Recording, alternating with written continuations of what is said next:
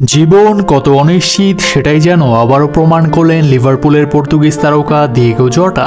মাস দুয়েকের ব্যবধানে দুটি বড় শিরোপা জয়ের সাক্ষী হয়েছেন।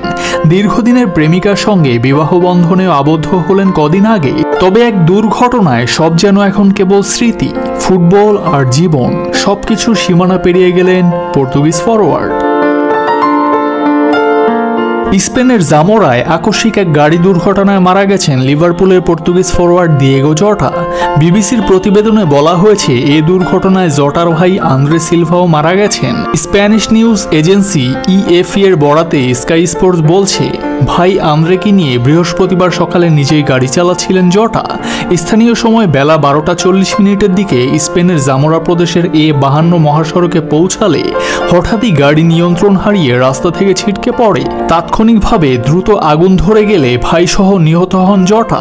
অথচ মাত্র 10 দিন আগে দীর্ঘদিনের বান্ধবী রুট কার্ডোসোকে বিয়ে করেছিলেন এই পর্তুগিজ স্ট্রাইকার।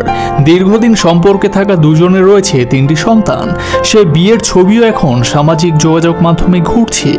আকস্মিক দুর্ঘটনায় প্রিয় খেলোয়াড়ের মৃত্যুতে শোক জানাচ্ছেন ফুটবল ভক্তরা। একই ঘটনায় নিহত ভাই আন্দ্রে জটার চেয়ে মাত্র 2 বছরের ছোট।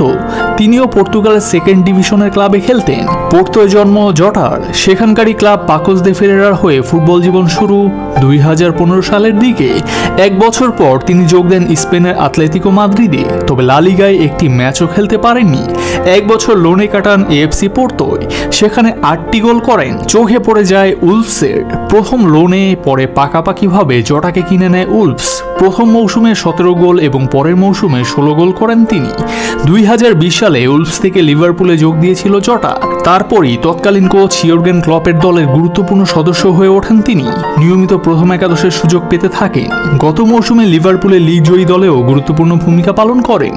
লিভারপুলের হয়ে প্রিমিয়ার লিগ ছাড়াও জটা জিতেছেন এএফএ কাপ, কমিউনিটি শিল্ড ও 2টি কারাবাও কাপ। সম্প্রতি পর্তুগালের হয়ে উয়েফা নেশনস লিগ জিতেছিলেন জটা। ফাইনালে তিনি বদলি খেলোয়াড় হিসেবে নেমেছিলেন। এ নশ্বর পৃথিবীতে তুমি অবিনশ্বর হয়ে থাকবে। ইয়াসোহান টিকবল বিডি।